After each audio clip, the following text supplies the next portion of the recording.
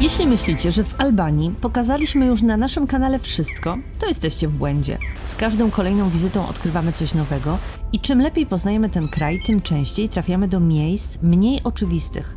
Tym razem wybraliśmy się do Albanii w lipcu, więc uciekamy od najbardziej obleganych miejsc. Udowodnimy, że nawet w samym środku sezonu można znaleźć zakątki, gdzie zamiast tłumów czeka cisza, dzika natura i prawdziwa przygoda.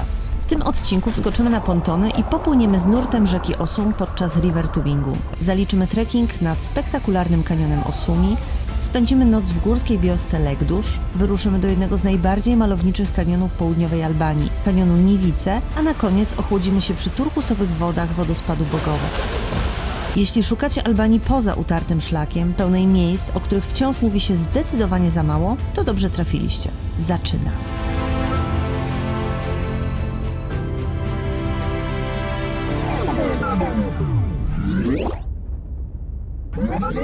Jak tam? Organizacja albańska? Organizacja albańska, czyli po prostu brak organizacji. O godzinie 14 miało się zacząć, jest 14:41. Zostaliśmy wyposażeni w kamizelki i kaski i na szczęście nie musimy zakładać neoprenu, bo jest za ciepło. Jest 37 stopni, więc ja bym się po prostu rozpuścił, jakbym miał założyć tą gąbkę jeszcze na siebie. Pamiętam to sprzed 3 lat, jak też było ciepło i po prostu umierałem. Bezpieczeństwo w domu i zagrodzie.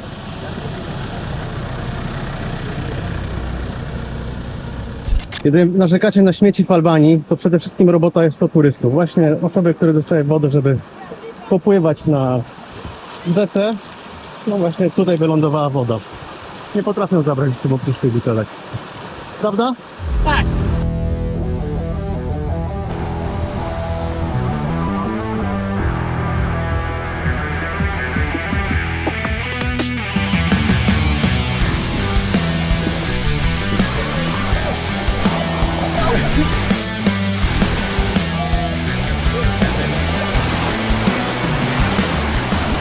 Dawaj, Michał.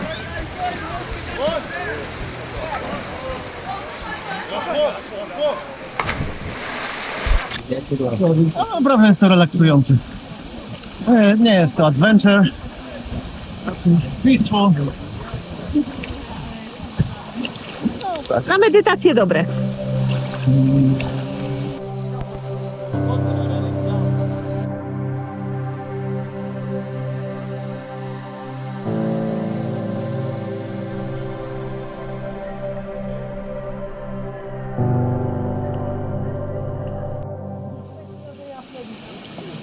I tak się kończy wycieczka. Tu trzeba iść, a nie nagrywać.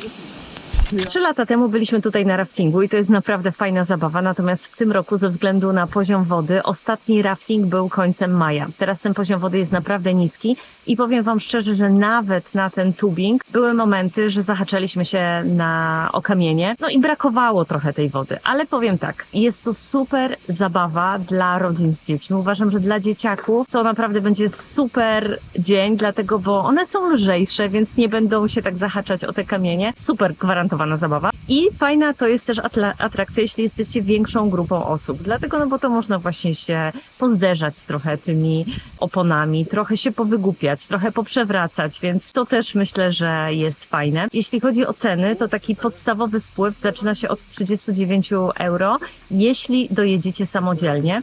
Jest opcja też wycieczki z Beratu, wtedy jedziecie między 1,5 a 2 godziny busem i jeszcze macie lunch i wtedy to jest od 80 € w górę. I szczerze powiedziawszy, ja uważam, że jeśli macie wypożyczony samochód, no to kompletnie nie opłaca się brać tej opcji z transportem, no bo szybciej sobie dojedziecie klimatyzowanym samochodem i w większym komforcie niż takim busem właśnie bez klimy, w dużej grupie osób. Na wszystkich trzeba czekać. Jeśli chodzi o organizację, to od 3 lat niewiele tam się zmieniło. Jest taki albański style, bałkański style, czyli po prostu na spokojnie wszystko. Jak wycieczka jest o 10:45 czy o 14:00, to nie myślcie, że ona się zacznie o 14:00. To jest po prostu po bałkańsku. Pamiętajcie, że my mamy zegarki, a oni mają czas. I na tym polega właśnie ten luz na Bałkanach. To, co myślę, że jest jeszcze ważne, to buty do wody. Ja sobie wzięłam takie sandały z Crocsów. Pani przewodniczka powiedziała, że spokojnie wystarczą, natomiast myślę, że to nie był dobry pomysł ze względu na to, że jak skończycie spływ, to jest kawałek do przejścia razem z tą tubą, bo trzeba wyjść z tego kanionu. I tutaj myślę, że zwykłe buty do wody, takie pełne, by się zdecydowanie lepiej sprawdziły, a miałam, więc żałowałam, że nie wzięłam.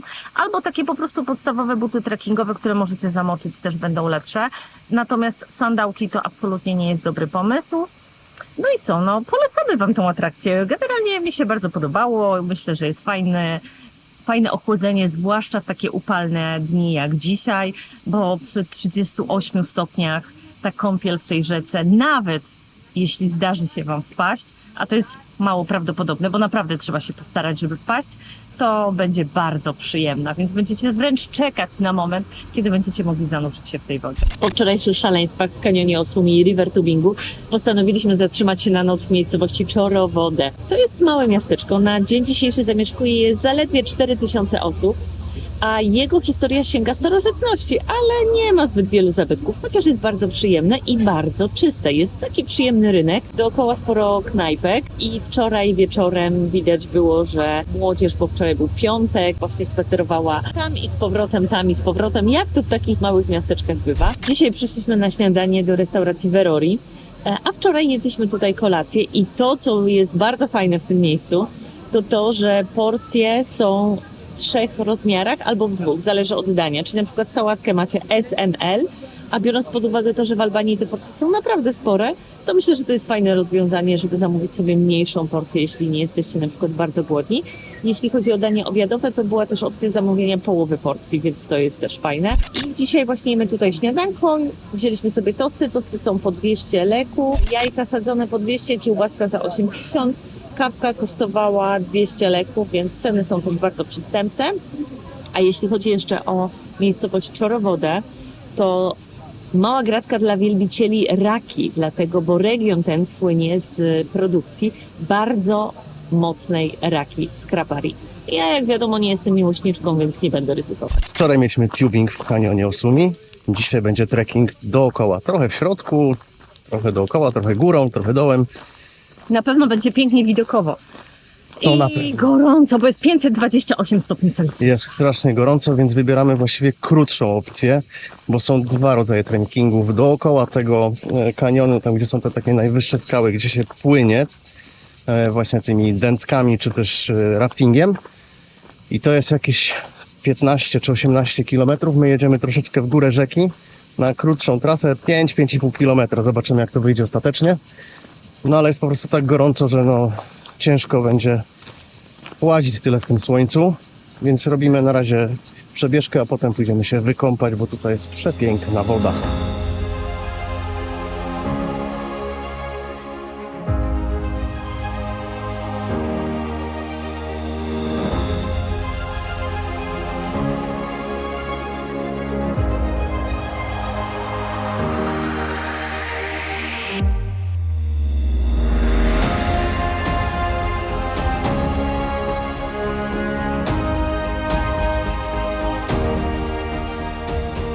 No powiem wam, że upał jest sakramencki. Ponad 35 stopni w cieniu, wali słońce. Kasia uważa, że jest więcej, a to zawsze mnie jest bardziej gorąco niż niej. Ale nie, jest strasznie gorąco, więc jakbyście robili taką trasę też w lipcu bądź też w sierpniu, to naprawdę ogromne ilości wody. Na szczęście tutaj przy wejściu, nie róbcie, róbcie, tylko z głową, nakrycia głowy, dużo wody i zawsze mieszcie siły na zamiary. Jak tylko będziecie się gorzej czuć, to zawracać kąpielówki i do wody się schłodzić. Ale generalnie widoki, przynajmniej w pierwszej części tej wędrówki, zachwycające. Teraz idziemy w jakimś dziwnym klimacie, jakieś takie osuwisko. Ale no zobaczymy, do czego nas to doprowadzi.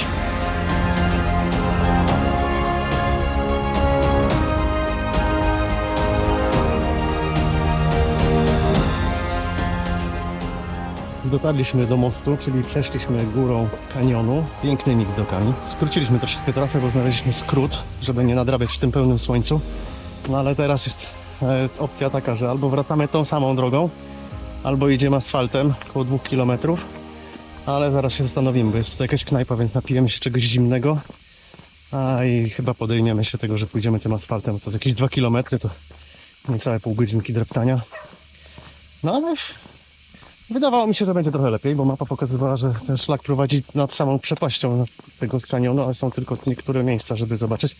Więc właściwie najlepsza opcja jest, żeby wejść ten początek, powiedzmy pierwszy kilometr do takiego super widoku, jest zawrócić i pójść się kąpać. Tak, pójść się kąpać. No my to nadrobimy dopiero za chwilę z kąpielą, ale myślę, że i tak było warto, żeby to zobaczyć. Zostawimy Wam mapkę też do tej krótszej trasy w linku pod klimat. No to dotarliśmy, ale nie będę oszukiwać. Na ostatni odcinek złapaliśmy stopa. Dwie sympatyczne dziewczyny z Kazachstanu zatrzymały się i zabrały nas, ale zaraz za nimi jechali Albańczycy, więc prawdopodobnie oni też nie zostawiliby nas na pastwę losu w tym upale, bo jak siedliśmy do samochodu do dziewczyn, to termometr w samochodzie pokazywał 38 stopni, więc myślę, że naprawdę jest ciepło, ale tutaj jest bardzo fajne miejsce na kąpiel i właśnie zaraz pójdziemy się kąpać, zaraz pójdziemy się schłodzić. Są leżaczki, są dwa bary, jest bardzo, bardzo przyjemnie, a myślę, że jeśli ktoś podróżuje kamperem albo takim samochodem z namiotem dachowym, to też ma fajną bazę tutaj na nocleg. No, mi się tu podoba. W połowie drogi między Beratem a Czorowodem, jeśli będziecie jechać na rafting, albo na tubing, albo po prostu pozwiedzać sobie kanion, znajdziecie wioskę Bogowe. Stąd prowadzi już krótki szlak do wodospadu Bogowe. I to jest ciekawe, bo ten wodospad, w przeciwieństwie do innych wodospadów na Bogowe, nie wysycha nawet w sezonie. Ale uwaga, jeśli ktokolwiek Wam powie, że to jest przyjemny 20-minutowy spacerek w sezonie, nie dajcie się nabrać. Nie jest przyjemnie, jest 40 stopni na zewnątrz, nie ma żadnych pit stopów, można umrzeć po drodze z wycieńczenia, ale i tak warto, bo będziecie mieli taki wspaniały widok. I nagrodą będzie oczywiście kąpiel w lodowatej wodzie. I przy 40 stopniach można powiedzieć, że to jest naprawdę konkretne orzeźwienie. Pamiętajcie, że wszystkie lokalizacje, które pojawiają się w naszych filmach, zawsze nanosimy na mapkę, która znajduje się w opisie odcinka, bo często pytacie, gdzie jest to miejsce, pokażcie, gdzie możemy je znaleźć. Wszystko zawsze znajduje się w opisie odcinka, a jeśli chcecie zadawać pytania, to najlepiej zrobić to na naszej grupie facebookowej Kierunek Albania. Dzisiaj kolejny kanion przed nami, a jeśli chodzi o miejsce, w którym zatrzymaliśmy się na noc, to jak nas śledzicie dłużej, to możecie już kojarzyć to miejsce, bo już kiedyś się tutaj zatrzymaliśmy. Bujtina Vatra w miejscowości Legdusz. Tutaj w zasadzie są tylko dwa miejsca. Jeden kemping z tymi słomianymi domkami, w którym też spaliśmy, gdzie już też widzieliście go na filmie. No i właśnie restauracja Vatra i od jakiegoś czasu właściciele udostępnili 2 pokoje dla turystów w swoim domu, więc możecie też tutaj zostać na noc. No i my właśnie dzisiaj skorzystaliśmy z takiej możliwości. A jak byliśmy tu pierwszy raz 2 lata temu bodajże, to akurat przyjechaliśmy tu wtedy, kiedy to miejsce dopiero co się otworzyło. Nawet nie było karty jeszcze wtedy. To były dosłownie, nie wiem, pierwsze 2-3 dni, kiedy Państwo otworzyli tutaj restaurację i od tego czasu sporo się zmieniło. Jest tutaj taka zadaszona wiata teraz, która naprawdę wygląda bardzo estetycznie i jedzonko jest bardzo dobre. Właśnie jemy tutaj śniadanko, więc polecamy. Ale od razu mogę Was ostrzec, komu tego miejsca nie polecamy. Jeśli przeszkadzają Wam dźwięki natury, kozy, owce, rano pianie koguta, gdakanie kur, o słychać właśnie mehe, żaby w nocy i piękne widoki rano, to lepiej się tutaj nie zatrzymujcie. Natomiast te osoby, które docenią naturę, myślę, że będą zachwycone. I mamy tutaj rewani. Można się zastanawiać, co to jest. To jest taki tradycyjny albański deser, który wywodzi się jeszcze z czasów osmańskich. To jest takie puszyste ciasto. Ono jest zazwyczaj na bazie jogurtu albo kaszy manny, albo mąki, bo to chodzi właśnie albo o semolinę, albo o mąkę. I potem jest nasączone takim syropem.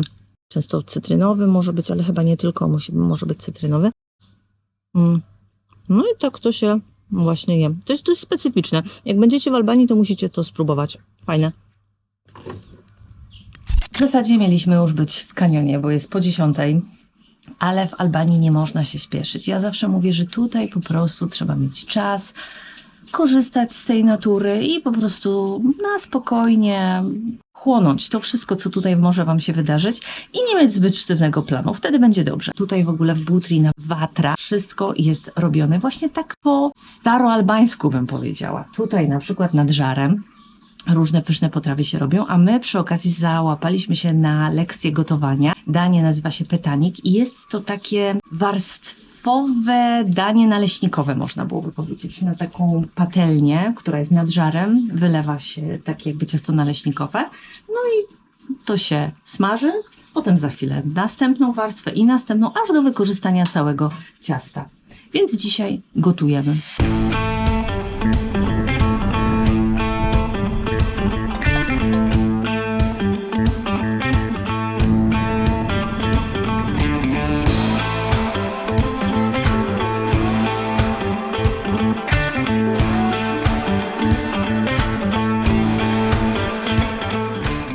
Szok i niedowierzanie.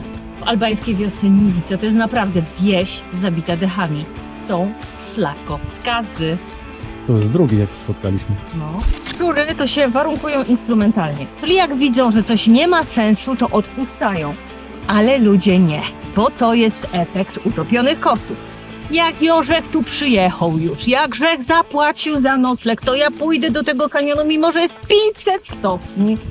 Znaczy na dół to jest jedziemy, gorzej będzie schodzić. Ale Michał tu przyjechał, zapłacił za nocleg, on pójdzie do tego kanionu, nawet jakby była patelnia akcji. I ja muszę razem z nim. A mogłam se leżeć z Samilu na leżaku. Za 50 euro się ocierać o sąsiada duchem. Tak, tyle bym miała miejsca. Przynajmniej nikt by mnie po kanionach nie było, nie mogę gdzieś pilnować.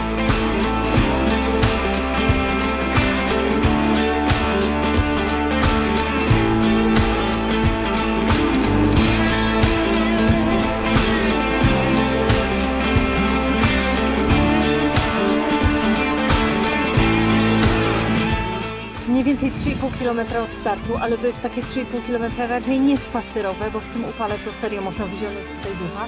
Dochodzimy do punktu widokowego na kanion i na przepiękny wodospad, a większość wodospadów tutaj jest praktycznie sucha, jest połowa lipca, no i ta woda wysycha. Myślę, że wiosną te widoki tutaj z wodospadami pełnymi wody, gdzie tak naprawdę co kawałek tutaj coś cieknie, to musi to być naprawdę niesamowite. Petarda.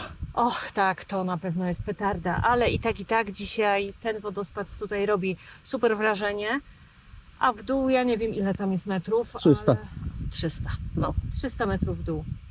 No, a przyszliśmy, zobaczę na tym ekraniku, mniej więcej stąd, tędy, tu na dół, tam są te wodospady, a my szliśmy takim trawersem, no i dookoła tutaj, do tego punktu. No a teraz będzie trzeba tą stroną wrócić. Daję działkawerkę.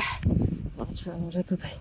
Tu są moje nogi, a tam jest przepaść.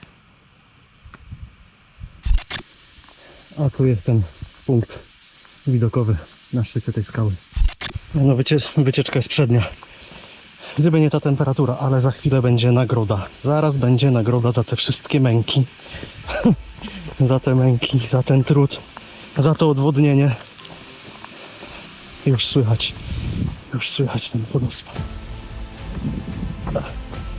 Uwaga.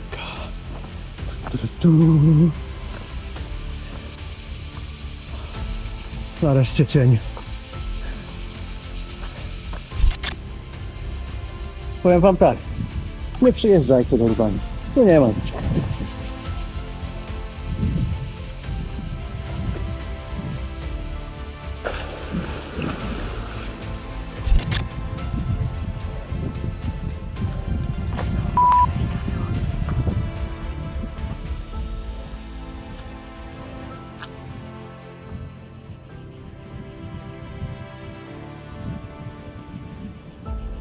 Kończymy wycieczkę na punkcie widokowym z widokiem na kanion Niwice. Zdecydowanie warto było, chociaż w tym upale był to wysiłek. Wydaje się, że to jest dosłownie kilka kilometrów, ale potrafi dać w kość. 6,5 km, 1000 metrów przewyższeń. Tak, 6,5 km, 1000 metrów przewyższeń. Zaraz przy wyjściu z kanionu jest restauracja bardzo przyjemna właśnie z takim punktem widokowym. Zatrzymaliśmy się tam na coś do picia, bardzo sympatyczny pan właściciel. W Albanii w ogóle potwierdza się taka zasada, że jeśli powiecie tylko dzień dobry po albańsku, albo cokolwiek spróbujecie powiedzieć, to oni tak się cieszą, że ktokolwiek próbuje mówić w ich języku, bo zdają sobie sprawę z tego, że to nie jest łatwy język, więc od razu możecie awansować na inny poziom turysty. Więc było bardzo miło, bardzo sympatycznie, a teraz śmigamy nad morze.